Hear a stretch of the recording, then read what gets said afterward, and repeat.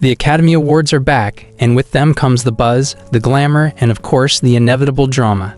While Hollywood prepares for another night of self-congratulatory speeches and extravagant outfits, let's peel back the golden curtain to uncover the shocking secrets, backstage scandals, and downright bizarre moments that have defined the Oscars over the years.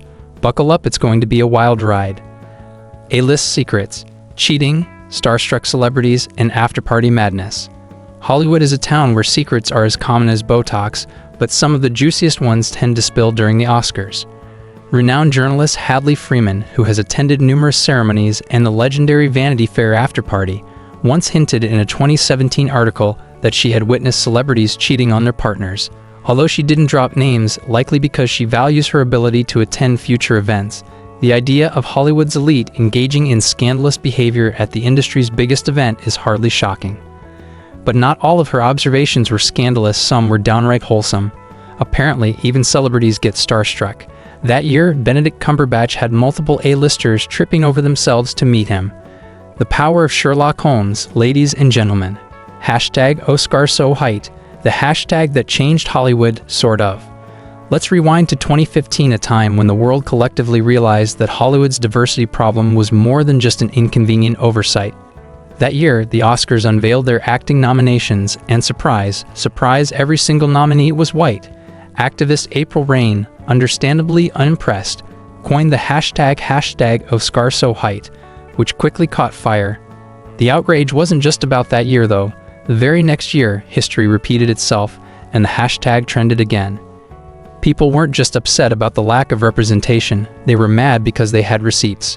The LA Times had previously reported on the demographics of Academy voters, and the stats were more outdated than a MySpace profile. As of 2012, the Academy consisted of 5,765 members, and the demographic breakdown painted a clear picture of its lack of diversity. A staggering 94% of its members were white, 77% were male, and 86% were over the age of 50. Meanwhile, Black and Latino representation was less than 2%. With numbers like these, it was no surprise that films featuring diverse casts and creators were often overlooked.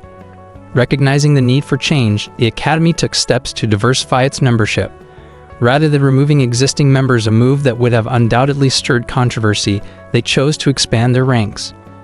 By 2024, the Academy had grown to over 10,000 members, with 35% identifying as women and 20% coming from underrepresented communities. While this marked a step forward, it was far from a perfect solution, leaving room for further progress in the years to come. Oscars and racism. A long, ugly history. Unfortunately, the Oscars' diversity issues go beyond just snubbing talent. The Academy has a long, complicated relationship with race, and some past incidents have aged about as well as a bowl of unrefrigerated shrimp.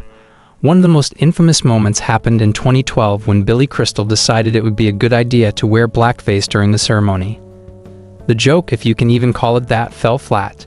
Even worse, that was the same year Octavia Spencer won Best Supporting Actress for The Help, a film that itself was criticized for its portrayal of race relations.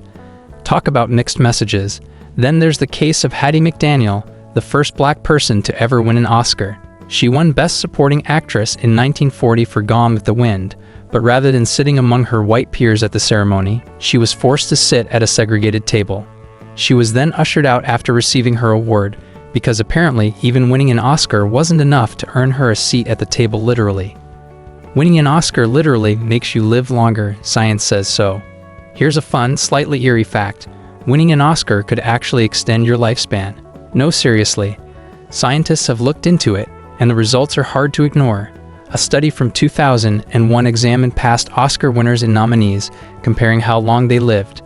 Turns out, Oscar winners live about 4 years longer than non-winners, and those who win multiple times can stretch their lives by up to 6 years.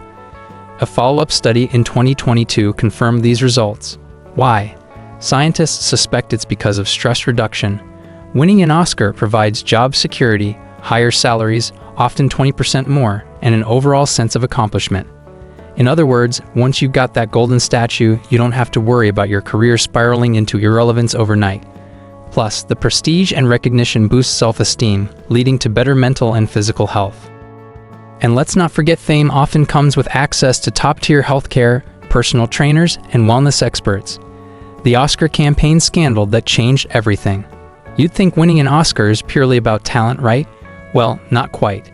In reality, the road to that golden statue is paved with aggressive campaigning, questionable ethics, and some good old-fashioned Hollywood schmoozing. Back in 1999, disgraced producer Harvey Weinstein, yes, that guy, took Oscar campaigning to a whole new level.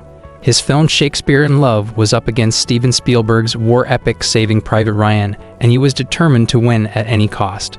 Harvey Weinstein didn't just follow the traditional Oscar campaign playbook, he rewrote it entirely. While other studios relied on ads and standard screenings, Weinstein took a hands-on, almost espionage-like approach. His team reportedly tracked down Academy members at exclusive parties, personally lobbying them to vote for Shakespeare in Love.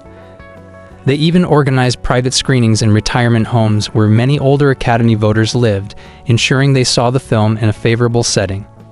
To take it a step further, Weinstein allegedly made direct calls to Academy members, urging them to watch Shakespeare in Love and consider it for the top prize.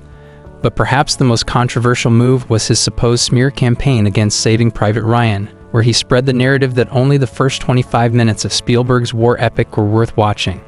The result?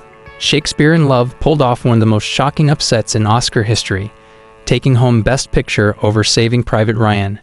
Even Harrison Ford, who announced the winner, looked visibly disappointed. To this day, many believe that Spielberg's masterpiece was robbed. Weinstein's aggressive tactics didn't just secure a victory, they changed the way Oscar campaigns were run forever. Academy voters don't always watch the movies, yes, really. One of the most shocking truths about the Oscars is that some voters don't even watch all the nominated films before casting their votes. In 2015, an anonymous Academy member admitted to skipping films and still voting, particularly in the Best Animated Feature category. Why? Because animation is for kids. This revelation caused major outrage, especially since some of those kid movies, Toy Story, Up, Inside Out, were better than most Best Picture winners. Some voters also openly dismissed foreign films, showing just how flawed the voting process really is. Even more concerning, some voters rely on word of mouth or industry buzz instead of forming their own opinions. This means that marketing campaigns and industry politics can sometimes matter more than actual quality, leading to questionable wins and snubs. The Oscars' love-hate relationship with animated films. It's no secret that the Academy hasn't always taken animated movies seriously. In fact, some say the Best Animated Feature category only exists because they didn't want Shrek to be nominated for Best Picture. In 2015, an anonymous Oscar voter revealed that many Academy members don't even bother watching animated films before voting. Instead, they just vote for whatever their kids or grandkids liked. Imagine losing an Oscar because some old guy's grandson liked Frozen better than your movie.